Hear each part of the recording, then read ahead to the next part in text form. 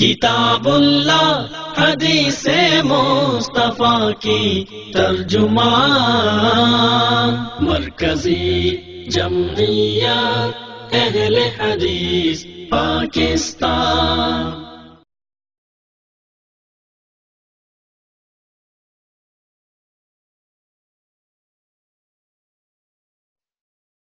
شكرا يا ربي شكرا هديت قلبي شكرا به ونتوكل عليه ونعوذ بالله من شرور أنفسنا ومن سيئات أعمالنا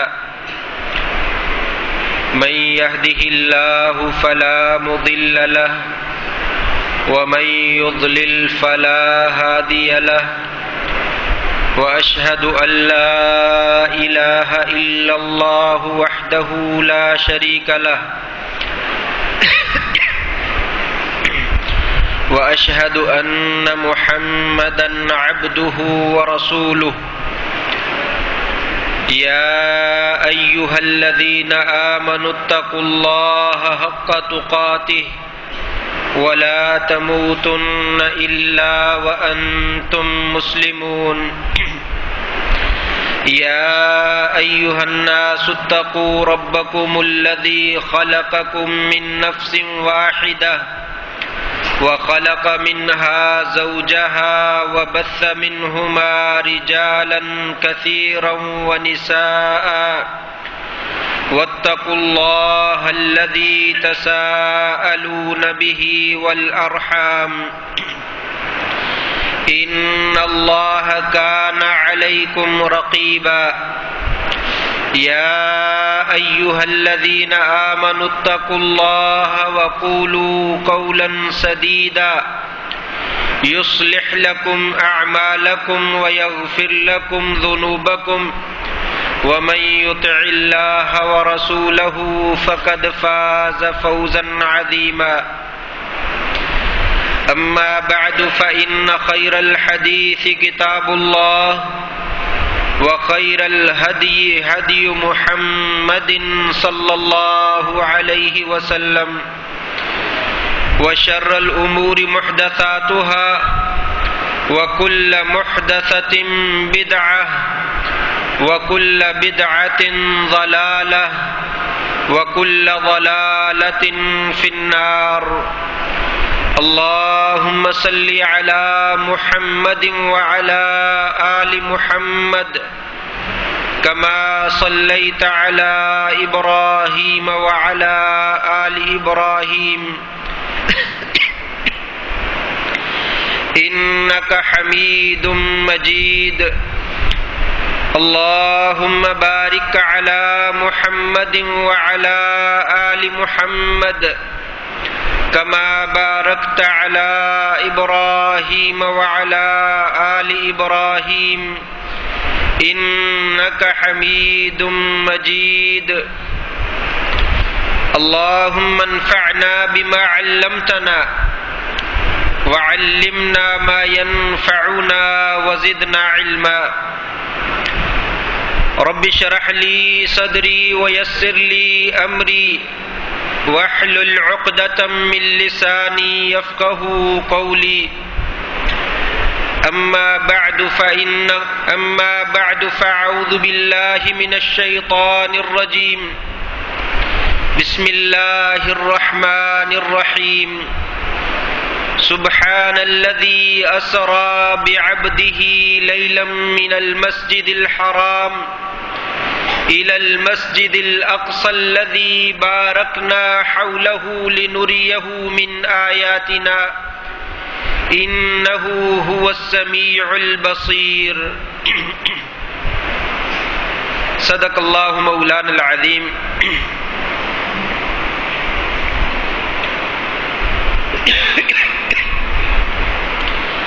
ہر قسم کی تعریف اور حمد و ثنا اللہ وحدہ لا شریک کی ذات کے لیے، جو اکیلا ہی ساری کائنات کا خالق و مالک ہے۔ انگنت لا تعداد کروڑہ درود و سلام سید الاولین والآخرین شفیع المذنبین امام الانبیاء احمد مجتبی حضرت محمد الرسول اللہ صلی اللہ تعالی علیہ وآلہ وسلم کی ذات گرامی کے لیے مختصر حمد و ثنا کے بعد حضرات، پچھلے خطبہ جمعۃ المبارک میں واقعہ اسراء میں پیش آنے والے وہ خصوصی معاملات جن کے اندر اللہ تبارک و تعالی نے ہمارے لیے بہترین اور عمدہ قسم کی نصیحتیں اور عبرتیں رکھی ہیں اور کچھ درس رکھے ہیں، ان میں سے چند ایک کا ذکر پچھلے خطبہ جمعۃ المبارک میں نے کیا تھا۔ آج وہیں سے اپنی بات کا آغاز کرتے ہیں جہاں اپنی بات ختم کی تھی۔ یاد دہانی کے طور پر عرض کیے دوں کہ 7 درس اور 7 سبق میں نے پچھلے جمعہ میں ذکر کیے تھے۔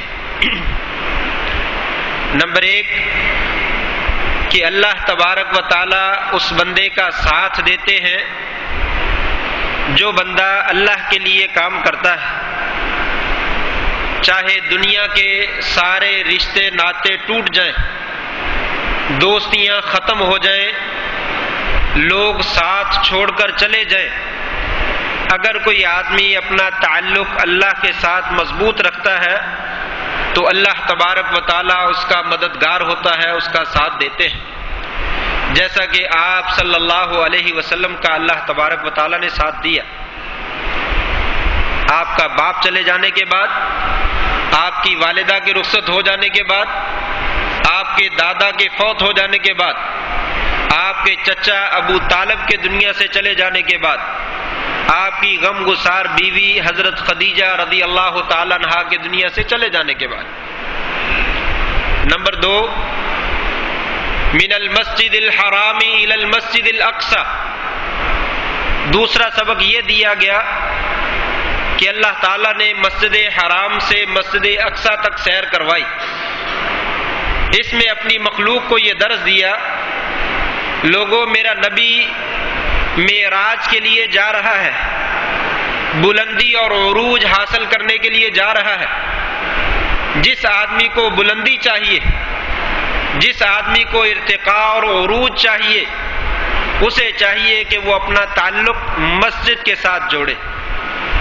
میں نے اپنے نبی کو سیر کروائی ہے مسجد سے لے کر مسجد تک، پیرس سے لے کر امریکہ تک نہیں، برطانیہ سے لے کر جرمنی تک نہیں، بلکہ مسجد حرام سے لے کر مسجد اقصی تک سیر کروائی۔ اس میں یہ درس ہے کہ میرے نبیوں کا تعلق مسجدوں کے ساتھ رہا ہے، بازاروں کے ساتھ اور ملکوں کے ساتھ نہیں رہا۔ لہذا اگر تم بھی بلندی اور عروج چاہتے ہو تو اپنا تعلق جو ہے وہ مسجد کے ساتھ جوڑو۔ تیسرا سبق کہ آپ صلی اللہ علیہ وسلم کو اسراء کروانے سے پہلے بیت اللہ میں لے جایا گیا اور آپ کا شق صدر کیا گیا، سینہ چاک کیا گیا اور آپ کے دل کو نکالا گیا اور اسے زمزم کے پانی سے دھویا گیا۔ اس میں یہ سبق دیا گیا، لوگوں میرا محبوب پیغمبر، میرا محبوب نبی میرے پاس آنے لگا ہے، میری اس سے ملاقات ہونے والی ہے، وہ میرا تقرب حاصل کر رہا ہے۔ اس کے تقرب حاصل کرنے کے لیے میں نے اس کے دل کو صاف اور شفاف کیا، باوجود اس کے کہ میرا نبی پہلے ہی پاک اور صاف ہے۔ زمانہ جاہلیت میں بھی اس نے کوئی غلط کام نہیں کیا، نبوت ملنے کے بعد تو ممکن ہی نہیں کہ وہ کوئی غلط کام کرے۔ وہ پاک اور صاف ہونے کے باوجود میں نے زمزم کے پانی سے ان کے دل کو دھلوایا اور پھر ان کو اپنے پاس بلایا۔ لہذا تمہارے لیے بھی یہ درس ہے کہ جب میرا نبی بھی میرے پاس آتا ہے تو اپنا دل پاک اور صاف لے کر آتا ہے، تم بھی جب میرے قریب آنے کی کوشش کرو تو اپنے دل کو غلاظتوں سے، نجاستوں سے اور گندگیوں سے، بغض سے، حسد سے، نفرت سے، کینے سے بدعات سے، خرافات سے اور شرک سے پاک اور صاف کر کے آنا، وگرنہ اگر دل گندا ہے تو میرا تم تقرب اور نزدیکی جو ہے وہ حاصل نہ کر سکو۔ نمبر 4، چوتھا سبق دیا گیا کہ آپ کے لیے سواری کا انتظام کیا گیا، براق سواری جو ہے وہ لائی گئی۔ اس میں یہ سبق دیا گیا لوگوں اسباب کو اختیار کرو، نتیجہ اللہ کے حوالے کر دو، اسباب کو اختیار کرو۔ ایمان اسی چیز کا نام ہے کہ انسان ذریعے کو، سبب کو اختیار کرے اور رزلٹ جو ہے وہ اللہ تعالیٰ کے حوالے کرے۔ اللہ تبارک و تعالیٰ چاہتے تو بغیر سواری کے آسمانوں پہ بلا سکتے تھے، لیکن اللہ تبارک و تعالیٰ نے بغیر سبب کے، بغیر ذریعے کے آسمانوں پہ نہیں بلایا، سواری منگوائی اور سواری کے ذریعے سفر کروایا۔ جبریل علیہ السلام نے یا آپ نے وہاں پہ جا کر چٹان کے ساتھ اپنی سواری کو باندھا۔ حدیث میں لفظ ہے اس چٹان کے ساتھ جس چٹان کے ساتھ انبیاء اپنی سواریوں کو باندھتے تھے۔ یہاں بھی وہی سبق دیا کہ لوگوں سبب کو اختیار کرو، پھر رزلٹ اللہ کے حوالے کر دو۔ 4 سبق۔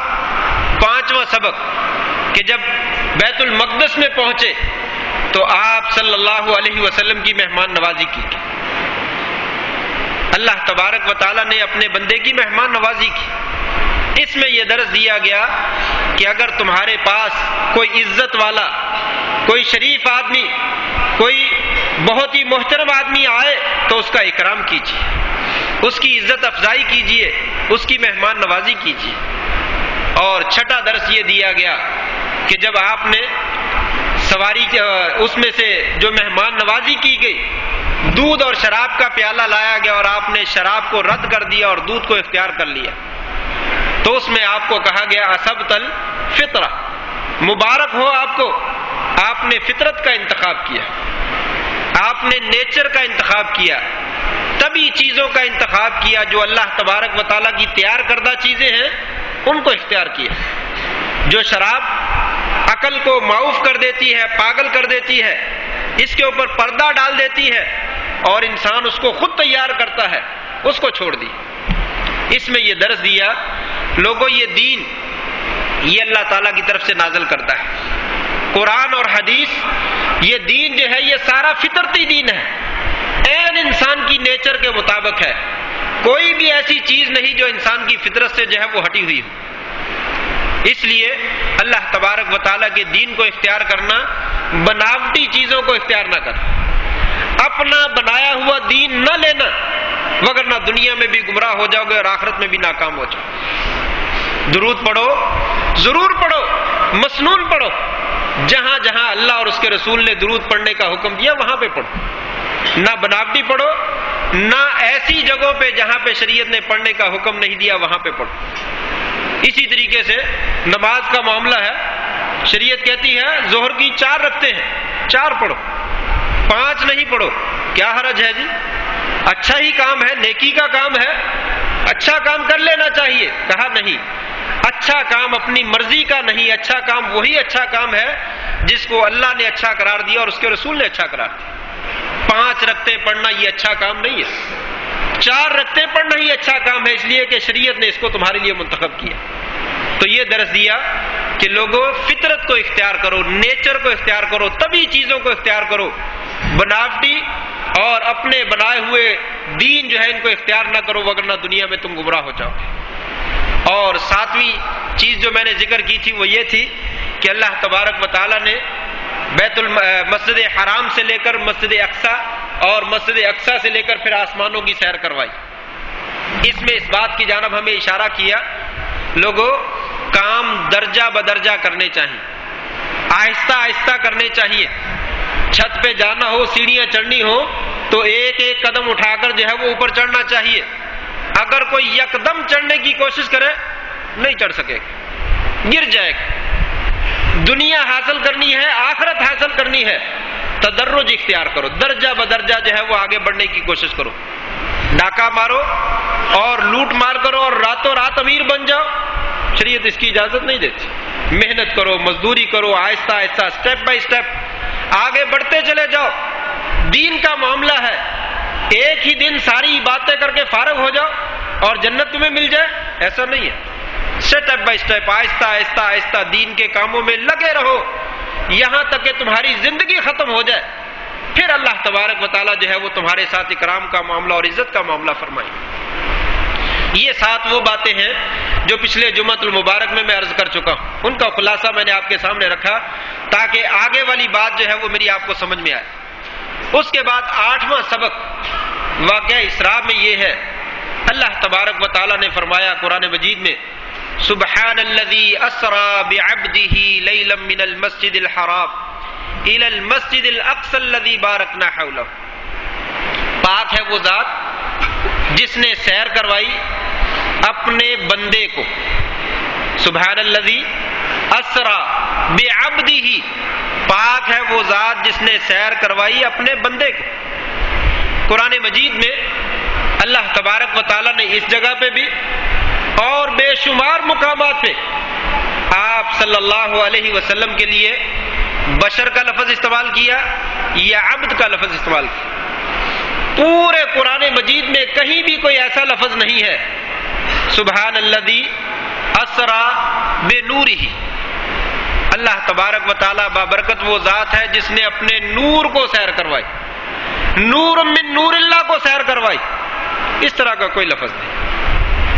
سبحان الذی اسری بعبدہ، پاک ہے اللہ تبارک و تعالیٰ وہ ذات جس نے اپنے بندے کو سیر کروائی۔ آپ بندے ہیں، عبد ہیں، عبد ہونے کے باوجود اللہ تبارک و تعالیٰ نے آپ کو اونچا مرتبہ جو ہے وہ اونچی شان جو ہے وہ عطا فرمائی۔ نور من نور اللہ، کتنے ہی لوگ ایسے ہیں جو عجیب اور طرح طرح کی جو ہے وہ باتیں کرتے ہیں اور اپنے عقائد میں جو ہے وہ شامل کرتے ہیں کہ جب آپ نیچے تھے پھر اوپر گئے اور پھر وہ اوپر جا کر جو ہے وہ نور بن گئے اور وہ دونوں گھل مل گئے اور دونوں وہ ایک ہی تھے۔ کتنے ہی پرانے صوفی قسم کے لوگ موجود ہیں، ان کی کتابوں میں یہ عقیدہ موجود ہے اور آج بھی بہت سارے لوگ اس کو بیان کرتے ہیں کہ وہ دونوں ایک ہی تھے۔ اتر پڑا مدینے میں مصطفیٰ ہو کر، وہی جو مستوی عرش تھا خدا ہو کر اتر پڑا مدینے میں مصطفیٰ ہو کر۔ انا للہ و انا الیہ راجعون، یہ قرآن مجید کی اس آیت کا ترجمہ ہے۔ اللہ تبارک و تعالی ہمیں یہ درس دے رہے ہیں، لوگوں سبحان الذی اسری بعبدہ، پاک ہے وہ ذات جس نے سیر کروائی اپنے بندے کو، اور ہم کہتے ہیں وہی جو مستوی عرش تھا خدا ہو کر اتر پڑا مدینے میں مصطفیٰ ہو کر۔ اور ایک آدمی کہتا ہے گر محمد نے محمد کو خدا مان لیا، شاعر کا نام ہے، اپنا نام محمد ہے، اس کا بھی محمد یار گھڑی والا، وہ کہتا ہے گر محمد نے محمد کو خدا مان لیا تو مسلمان ہے دغا باز میں۔ انا للہ و انا الیہ راجعون، نعوذ باللہ من ذلک، کہ اگر محمد یار گھڑی والا جو ہے وہ محمد صلی اللہ علیہ وسلم کو خدا مان لیتا ہے تو پھر تو مسلمان، اگر خدا نہیں مانتا ہے تو پھر یہ دھوکے باز ہے، دغا باز۔ یہ عقیدہ، یہ قرآن مجید کی کون سی آیت کا ترجمہ ہے کہ اللہ اور اس کے رسول جو ہیں وہ دونوں ایک ہیں؟ یعنی کچھ لوگوں نے تو دونوں کو ایک بنا دیا اور کچھ لوگوں نے تو جو دونوں کا جو ہے وہ مقام و مرتبہ ہی گرا دیا۔ کسی نے کیا کہا، اللہ کے پلڑے میں وحدت کے سوا کیا ہے، جو کچھ لینا ہے لے لیں گے محمد سے صلی اللہ علیہ وسلم۔ عجیب و غریب قسم کے عقیدے ہیں۔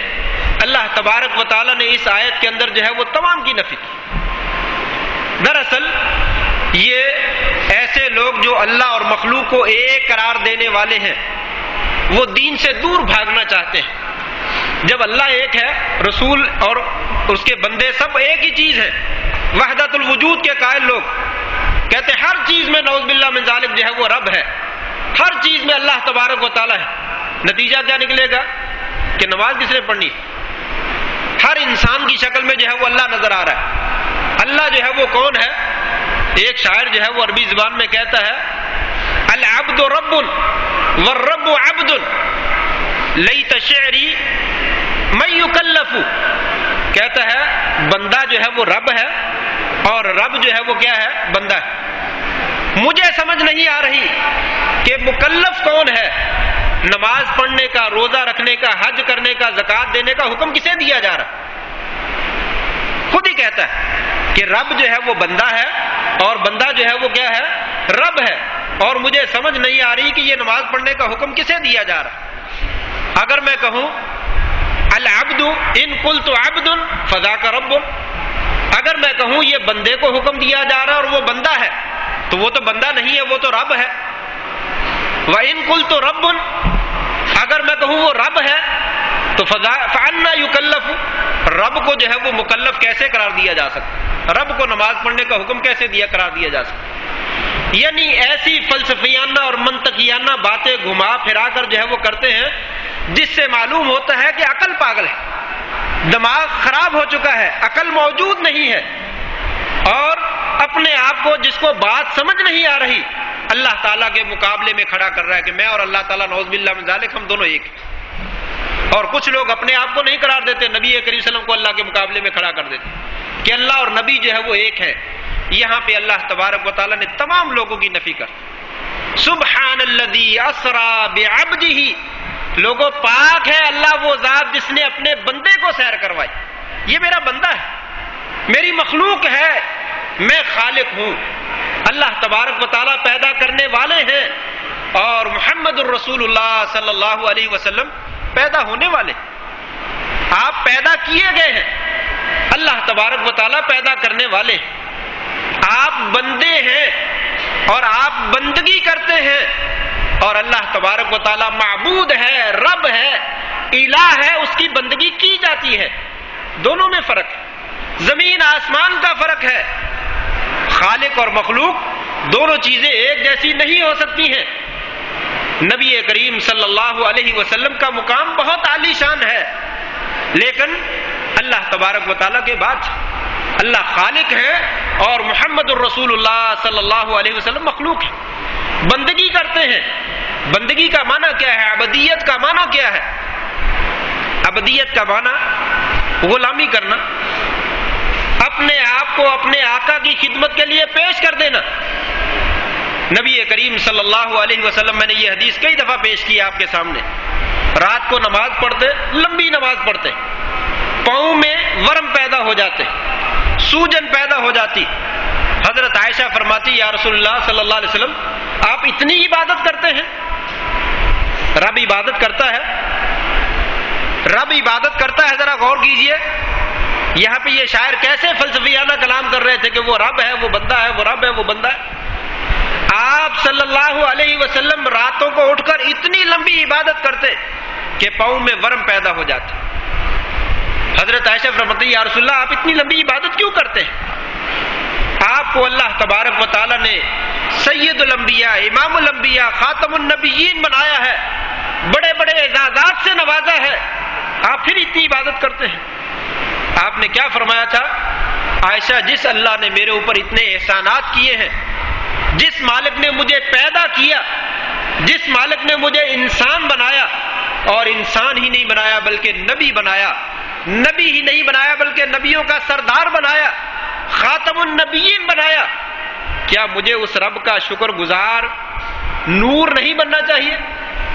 ایسے ہی کہا تھا افلا اکون نورا شکورا، کیا میں اس کا شکر گزار کر بننا جو ہے وہ شکر گزار نور نہ بنوں؟ نہیں، یہ نہیں کہا. افلا اکون عبدا شکورا، ایسا مجھے اس رب کا شکر گزار بندہ بننا چاہیے.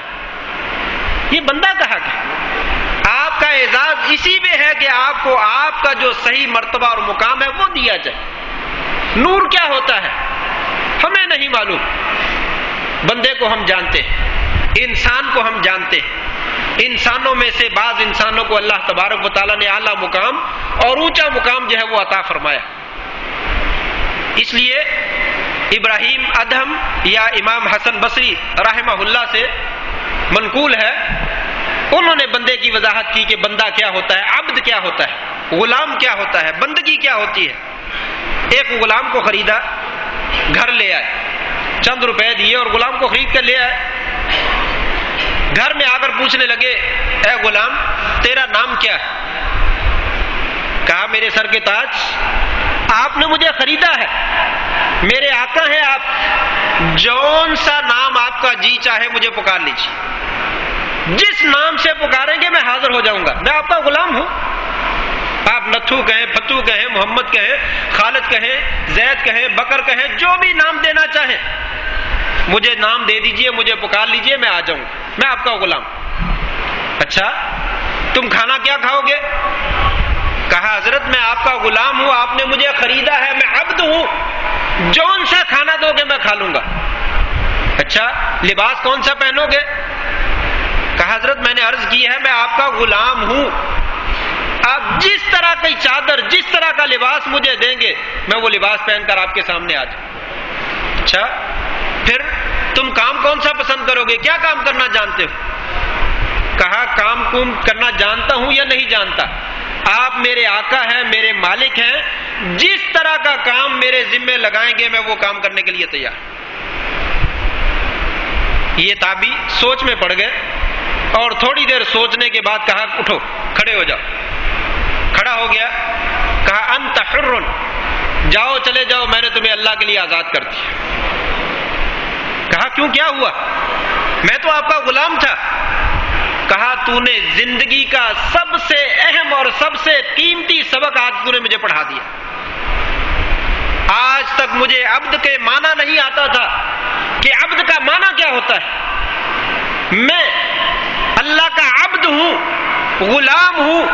یہ کان، یہ ناک، یہ زبان، یہ سر کے بالوں سے لے کر پاؤں کے ناخن تک میرا سارے کا سارا وجود اللہ نے بنایا۔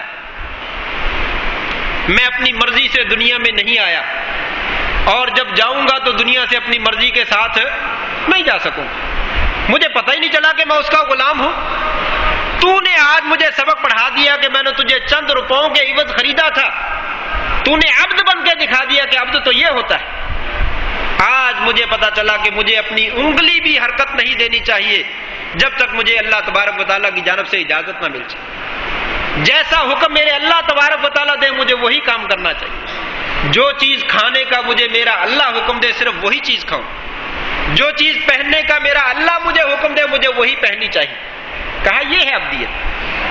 اللہ تبارک و تعالیٰ یہی کہہ رہے ہیں سبحان الذی اسرا بعبدہ، میں نے اپنے بندے کو سیر کروائی جس نے بندہ بن کر اپنی بندگی کا حق ادا کر دیا، بتلا دیا دنیا والوں کو لوگوں بندہ یہ ہوتا ہے۔ ساری زندگی صبح سے لے کر شام تک اور شام سے لے کر صبح تک ایک پل بھر بھی اللہ تبارک و تعالیٰ کی نافرمانی نہیں۔ نبی کریم صلی اللہ علیہ وسلم صبح سے لے کر شام تک اللہ تعالیٰ کی عبادت میں لگے ہوئے ہیں، لوگوں کے کام کاج کر رہے ہیں، فیصلے کر رہے ہیں، لڑائی جھگڑے ختم کر رہے ہیں، رات کو جان باز پہ کھڑے ہو جاتے ہیں اور سجدہ ریز ہو جاتے ہیں اور قیام کرتے ہیں، اسی طرح سے صبح ہو جاتی اور ساری زندگی اسی طرح بسر کرتے ہیں۔ اور جب ساری زندگی گزر گئی اللہ تبارک و تعالیٰ نے کیا حکم دیا؟ فسبح بحمد ربک واستغفر۔ نبی ابھی بھی آپ جو ہے وہ کیا کیجئے؟ اللہ کی تسبیح بیان کیجئے اور اللہ تعالیٰ سے کیا کیجئے؟ استغفار کیجئے۔ آپ نے ساری زندگی میری بندگی میں گزاری ہے، لیکن اب بھی بندگی یہی ہے کہ میرا نام جو ہے وہ بلند کرتے رہیے اور مجھے سے بخشش جو ہے وہ طلب کرتے رہیے۔ کہا یہ ہے بندگی۔ یہ سبق دیا لوگوں، یہ غور کیجئے اس آیت کے اوپر، سبحان الذی اسرا بنورہ، میں نے یہ نہیں کہا بنور من نور اللہ نہیں کہا بلکہ بعبدہ ہی کہا۔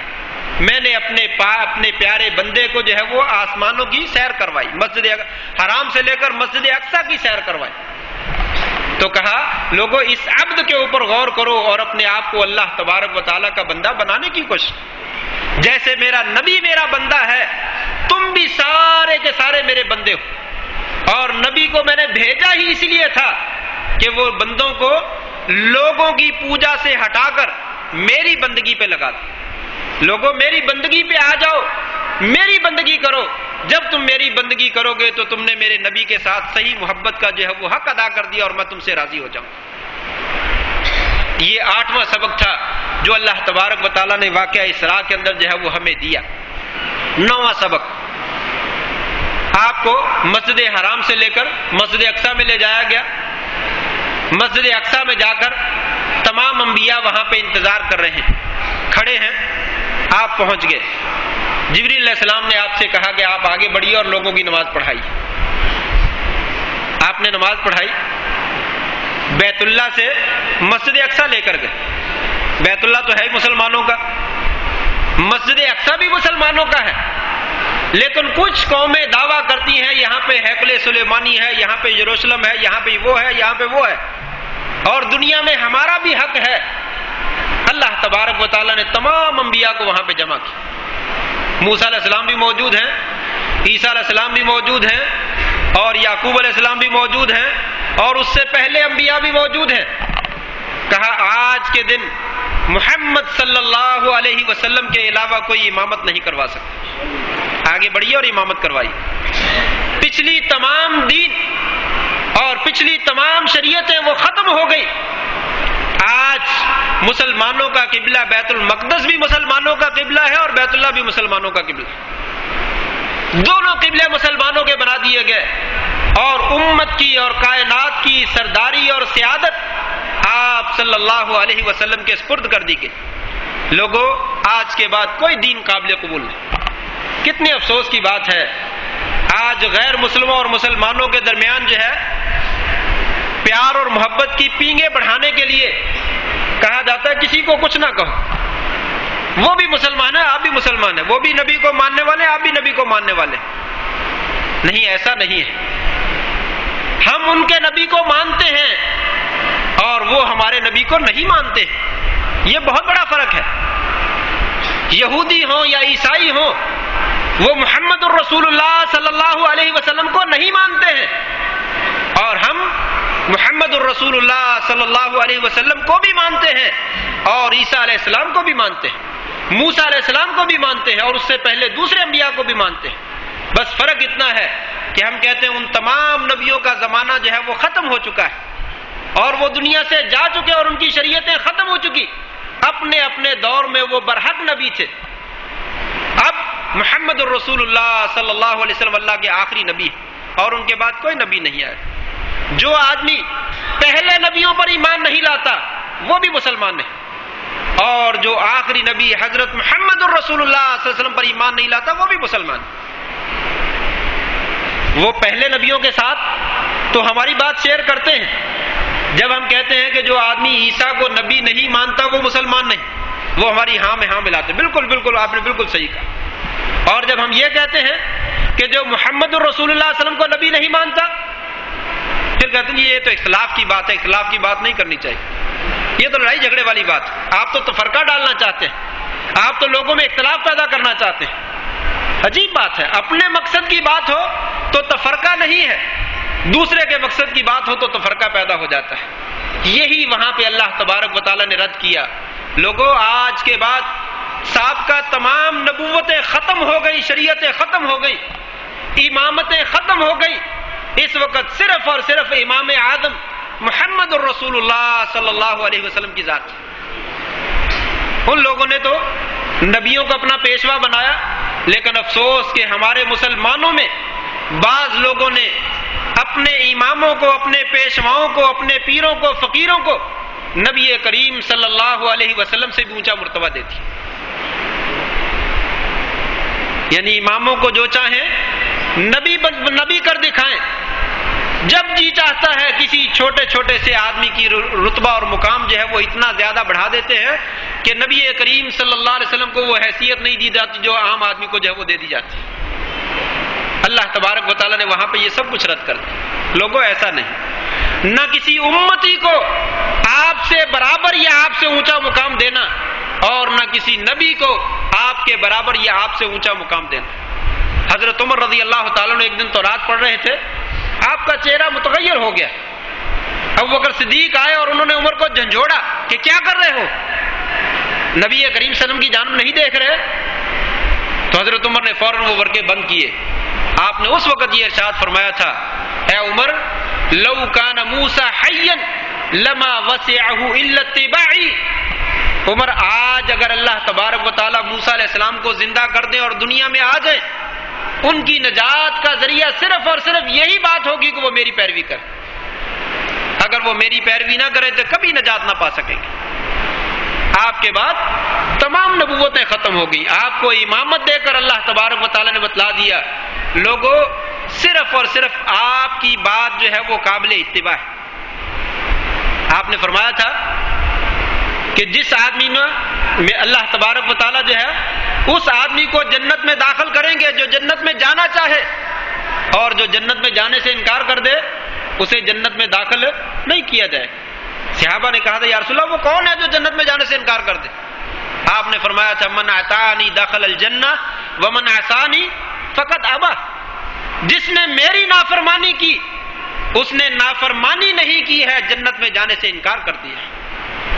آج کتنے ہی مسائل ہیں، نماز کے ہوں، روزے کے ہوں، حج کے ہوں، زکوٰۃ کے ہوں، جہاں پہ حدیث میں آتا ہے، کلیئر کٹ حدیث ہے، صحیح حدیث ہے، بخاری اور مسلم کی حدیث ہے کہ یہ حدیث سے ثابت ہے، آپ صلی اللہ علیہ وسلم نے یہ عمل کیا ہے، یہ منسوخ نہیں ہے، یہ ختم نہیں ہوا، سب کچھ مان لیا جاتا ہے، بالکل ٹھیک ہے حدیث میں، لیکن میں کیا کروں؟ میرے امام نے تو ایسے کیا، میرے مفتی نے تو ایسے کہا ہے، میرے بزرگ نے تو ایسے کہا ہے۔